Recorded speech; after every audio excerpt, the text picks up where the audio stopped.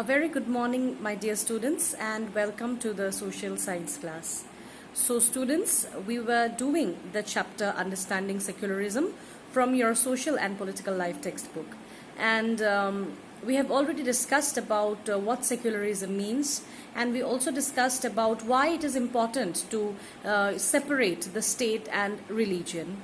So, today we will be discussing on the other topics in the chapter, and basically today we will be trying to understand about the various strategies that the Indian government uses in order to ensure the proper practice of secularism here.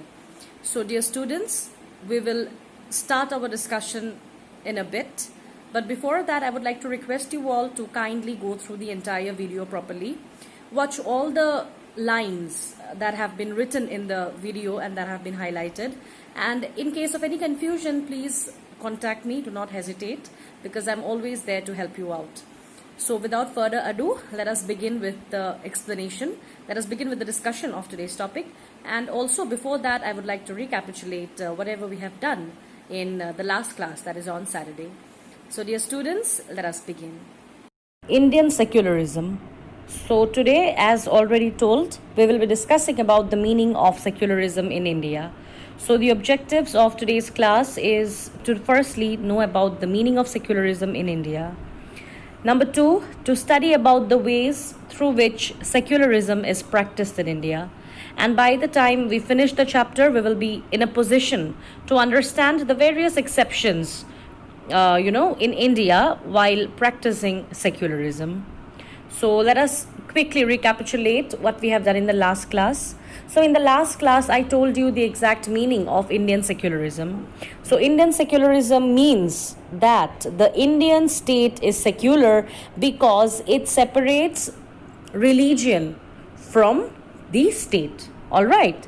And also, India as a secular state ensures the following.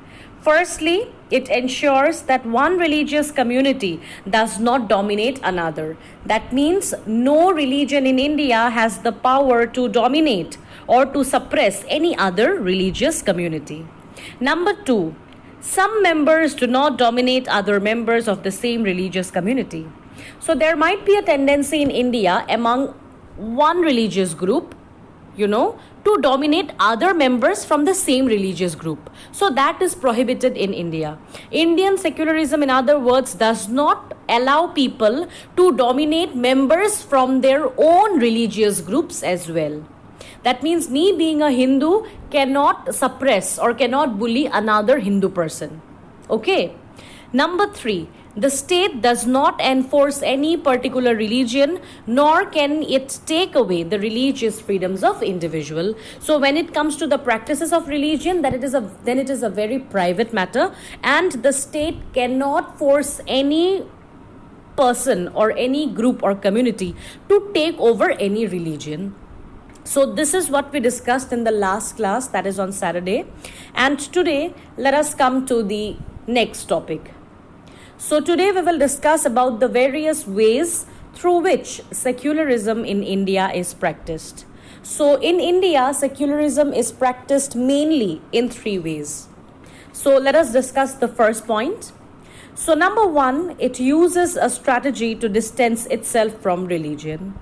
So there is a perfect plan, there is a perfect strategy, there are certain ways, in other words, through which religion is kept separate from the state in India.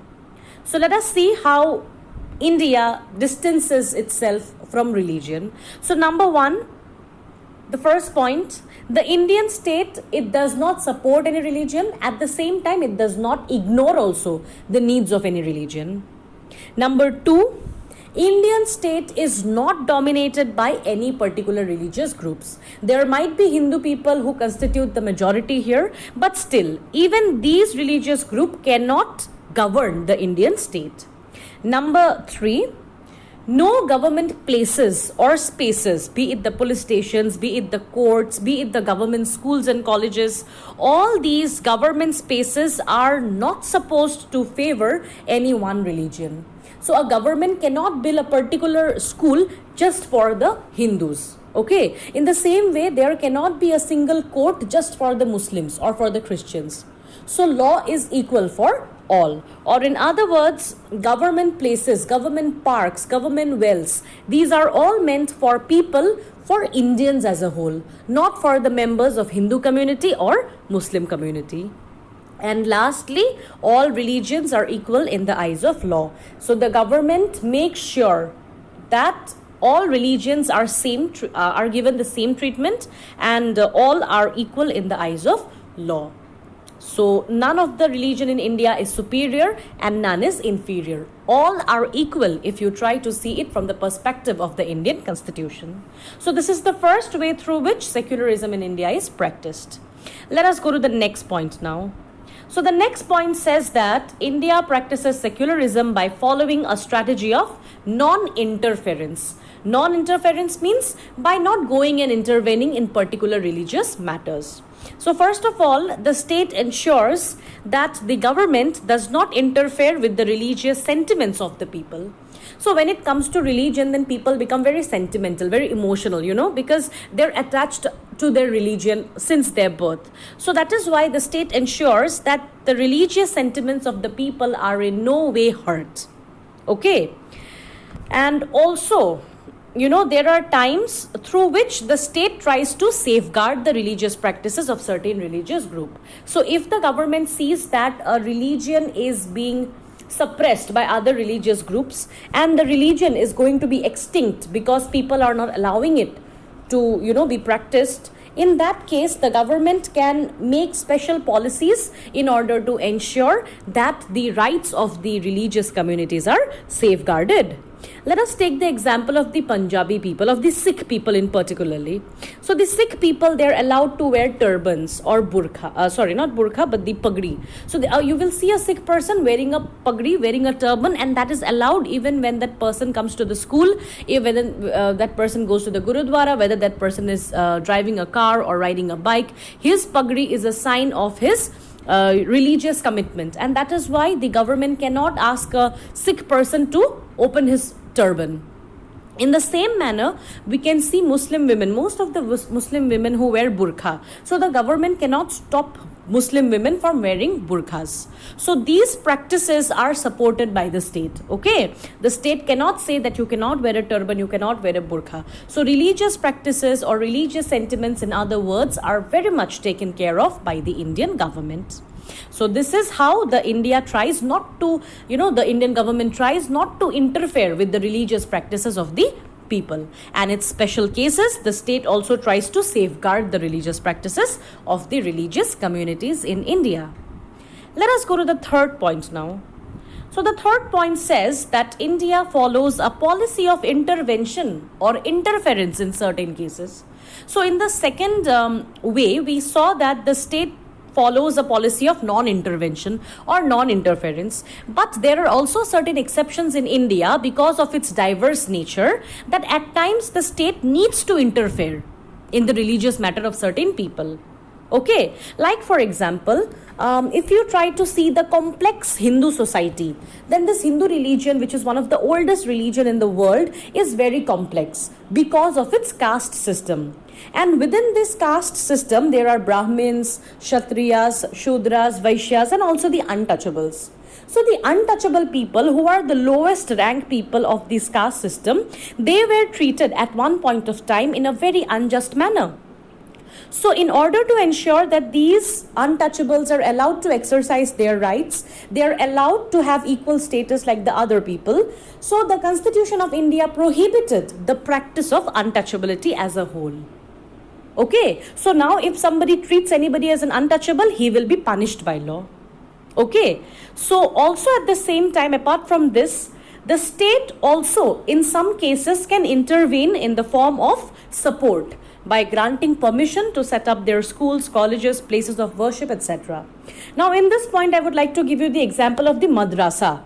So if you can recall, then just 2 days back, the SEBA board released its HSLC results. So in the HSLC results, you saw that along with the normal SEBA board, along with the normal schools, there were also the results of High Madrasa declared. So what is this High Madrasa? So the High Madrasa is the school where people can get Muslim education.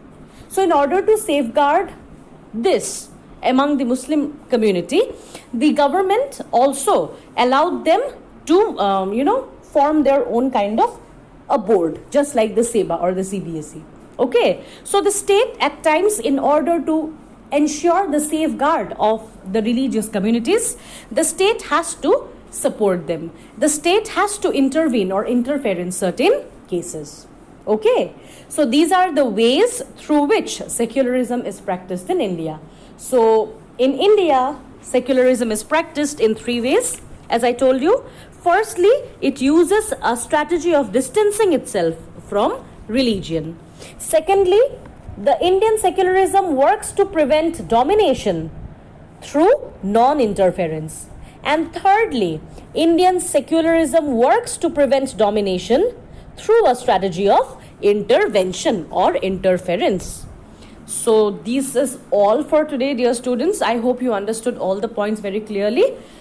So now let us move on to the homework. So your homework consists of 2 questions today. First of all, you will need to explain the 3 ways in which Indian secularism is practiced. And then you need to give me the example of those cases where state intervention in the religious matters of citizen is compulsory or is needed.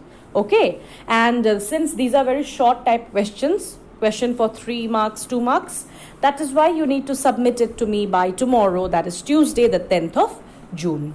So I hope you all understood everything that has been explained to you. If you have any doubt regarding today's topic or regarding the homework, you can contact me.